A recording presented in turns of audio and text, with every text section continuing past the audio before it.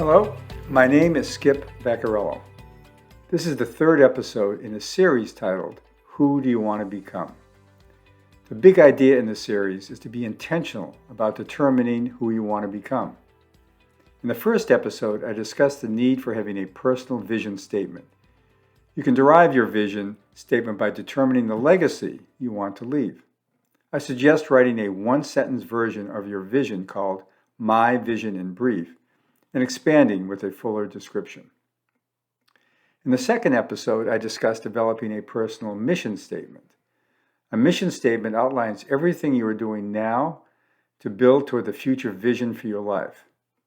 A mission statement will likely include your work, volunteer activities, and family responsibilities, and may consist of recreational activities that build toward you achieving your vision. In this episode, I will discuss core values, what they are, why they are essential, and how to determine them. So what are core values? Core values are a small set of deeply held beliefs that drive how you want to behave. They guide how to act and are what you would never want to compromise. They are the 2 to 5 behaviors foundational to how you live and are integral to achieving your vision for your life and how you live out your mission. Let me give you an example of someone living out his core values. Several years ago, I attended a talk by John Brandon. At the time, John was a top executive at Apple. In his speech, he described an incident at a previous company, a small but growing business.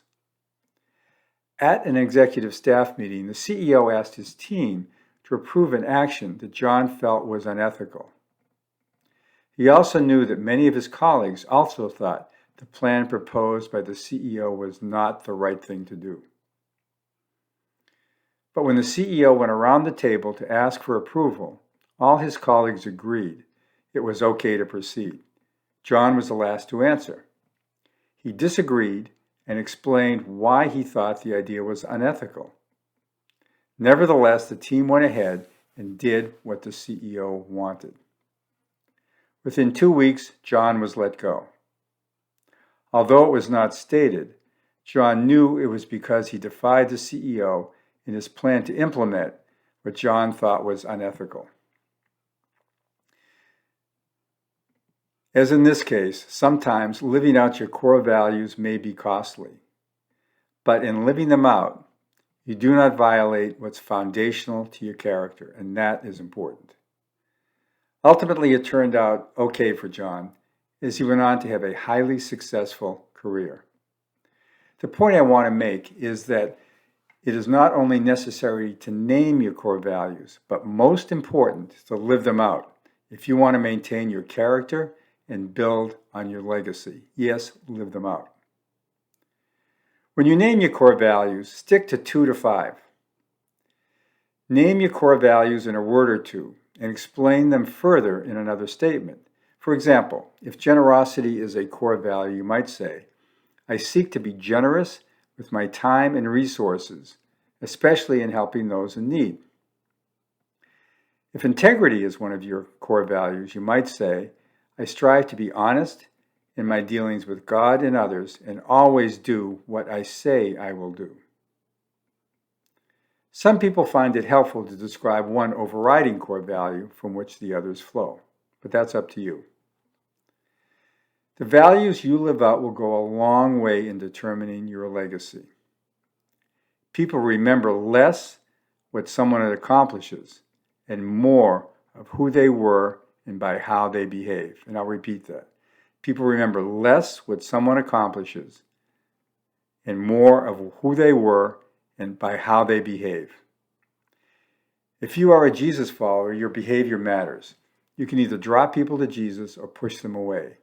Your character matters. Character is the outgrowth of the values you hold core to how you live.